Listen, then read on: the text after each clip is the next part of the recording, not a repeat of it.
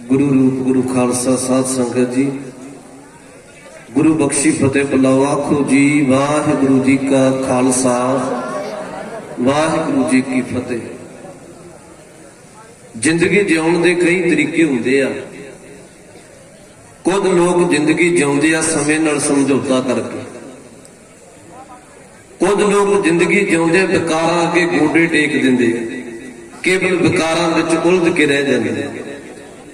गुरु नानक दा जिहड़ा सिख है, याद रखो ना कदी वो किसी गुलामा अगे गुलाम करन वाले अगे झुकदा है, ना वो कदी नशा अगे झुकदा है, ना वो अपनी जिंदगी कदे विकारा अगे गोडे टेकदा है। गुरु नानक नाम लेवा सिख जिंदगी अनख इज्जत ते गैरत नाल जिउंदा है।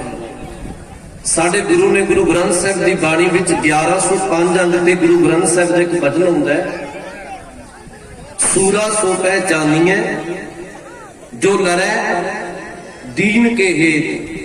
दीन दे कई अर्थ हुंदे ने धर्म, दीन दे अर्थ हुंदे ने गरीब।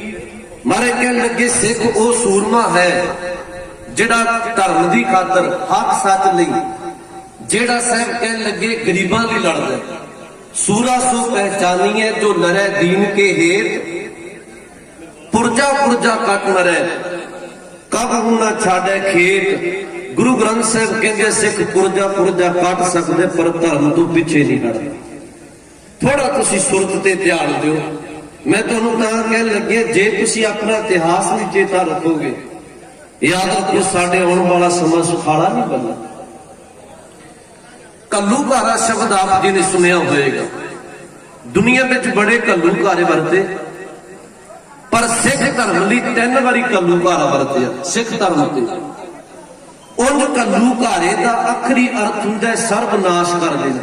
सुनियो ध्यान नाल, घल्लूघारे दा अर्थ हुंदा है सर्वनाश कर देना। सिख कौम विच पहला घल्लूघारा मई दे महीने 1746 ईस्वी नूं वरतदा है। 1746 ईस्वी चेता रखियो।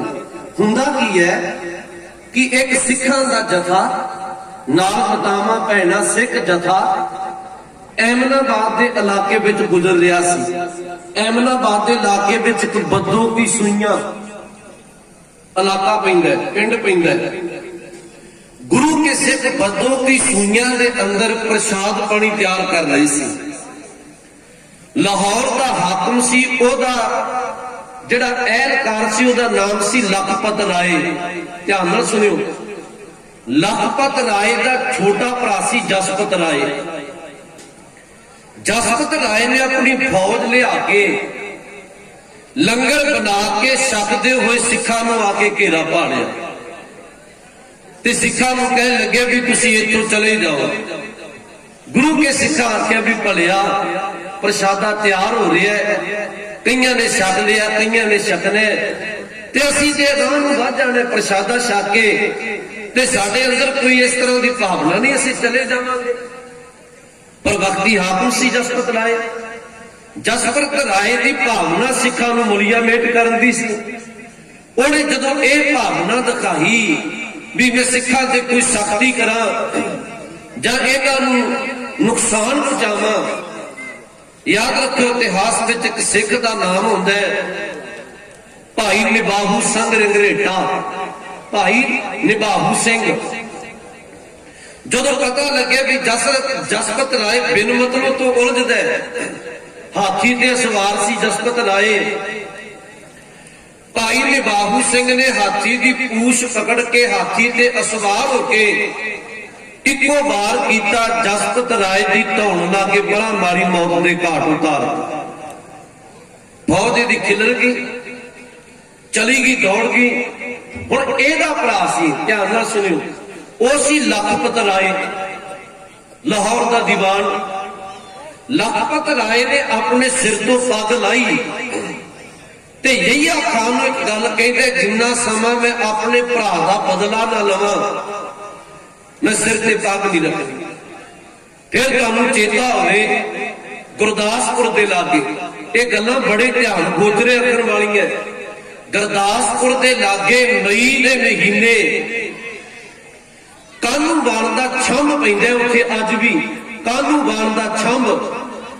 ਉੱਥੇ ਆ ਕੇ ਇਹ ਲਖਪਤ ਰਾਏ ਨੇ ਇੱਕ ਵੱਡੀ ਫੌਜ ਲੈ ਕੇ ਗੁਰੂ ਕੇ ਸਿੱਖ ਸੰਗਤਾਂ ਨੂੰ ਰੱਬੀ ਨਾਮ ਜਪਣ ਵਾਲਿਆਂ ਨੂੰ ਘੇਰਾ ਪਾਇਆ। ਘੇਰਾ ਪਾ ਕੇ ਇੱਥੇ 7000 ਗੁਰੂ ਦੀਆਂ ਸੰਗਤਾਂ ਨੂੰ ਕਤਲੇਆਮ ਕੀਤਾ, ਸ਼ਹੀਦ ਕੀਤਾ। 3000 ਨੂੰ ਗ੍ਰਿਫਤਾਰ ਕੀਤਾ ਤੇ ਉਹਨਾਂ ਨੂੰ ਲਾਹੌਰ ਨਖਾਸ ਚੌਂਕ ਵਿੱਚ ਲਿਜਾ ਕੇ ਕਈ ਤਰ੍ਹਾਂ ਦਾ ਤਸ਼ੱਦਦ ਕੀਤਾ, ਪਰ ਗੁਰੂ ਕੇ ਸਿੱਖ ਇਹਨਾਂ ਵਕਤੀ ਹਾਕਮਾਂ ਅੱਗੇ ਝੁਕੇ ਨਾ। ਆਖਰ ਉਹ ਵੀ ਸ਼ਹਾਦਤਾਂ ਦਾ ਜਾਮ ਪੀ ਗਏ। ਯਾਦ ਰੱਖਿਓ, ਇਹ ਇੱਕ ਮਾਰਚ ਤੋਂ ਲੈ ਕੇ ਮਈ 1746 ਦਾ ਪਹਿਲਾ ਘੱਲੂਘਾਰਾ ਹੈ।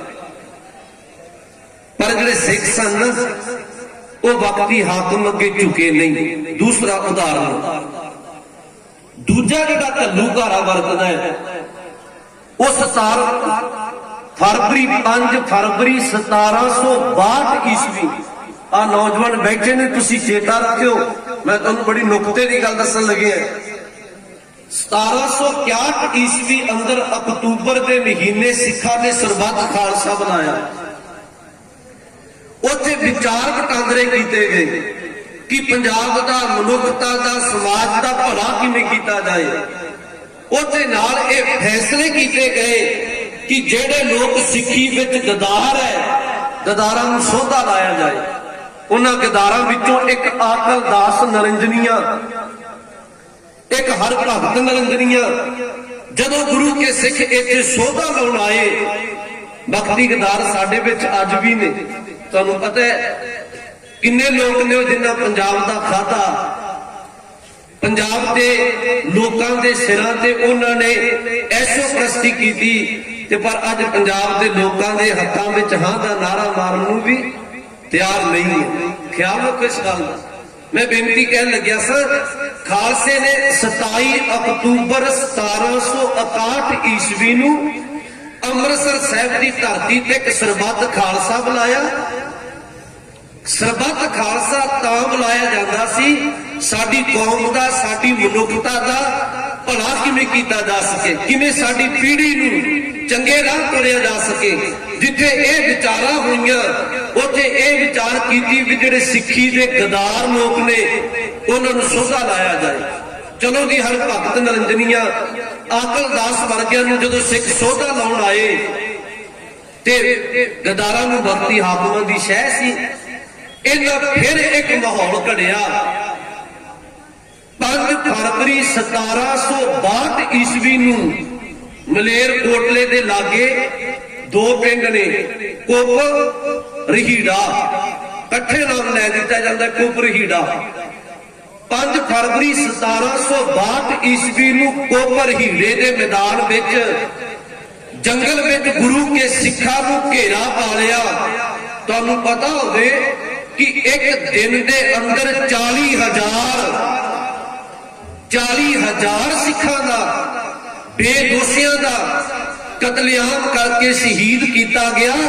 ਉਸ ਦਿਨ ਸਾਡੀ ਕੌਮ ਅੱਧੀ ਰਹਿ ਗਈ ਸੀ। ਤੁਹਾਨੂੰ ਪਤਾ ਇਸ ਗੱਲ ਦਾ, ਕਿਉਂਕਿ ਉਦੋਂ ਗਿਣਤੀ ਇੰਨੀ ਨਹੀਂ ਸੀ। ਉਦੋਂ ਸਿੱਖ ਵਿਦੇਸ਼ਾਂ ਵਿੱਚ ਨਹੀਂ ਸੀ ਵਸੇ। 1708 ਵਿੱਚ ਤੇ ਗੁਰੂ ਕਲਗੀਧਰ ਜੀ ਪ੍ਰੋਪਰ ਬਿਆਨਾ ਕਰਦੇ ਆ। 1762 ਈਸਵੀ ਅੰਦਰ ਫਰਵਰੀ ਦੇ ਮਹੀਨੇ 40,000 ਅੱਧੀ ਕੌਮ ਨੂੰ ਇੱਕ ਦਿਨ ਕਤਲੇਆਮ ਕੀਤਾ। ਯਾਦ ਰੱਖਿਓ, ਕੁਝ ਸਮੇਂ ਬਾਅਦ ਹੀ ਸਿੱਖਾਂ ਨੇ ਫਿਰ ਅਬਦਾਲੀ ਨੂੰ ਘੇਰਾ ਪਾ ਕੇ ਇਹਦਾ ਵਕਤੀ ਜਿਹੜਾ ਹਾਕਮੀ ਨਸ਼ਾ ਸੀ, ਇਹਦਾ ਨਸ਼ਾ ਉਤਾਰਿਆ ਸੀ। ਤੀਜਾ ਘੱਲੂਘਾਰਾ, ਚਲੋ ਸਮੇਂ ਦੀ ਸੀਮਾ, ਉਹ 1984 ਵਿੱਚ ਵਰਤਾਇਆ ਕਿੰਨਾ ਨੇ?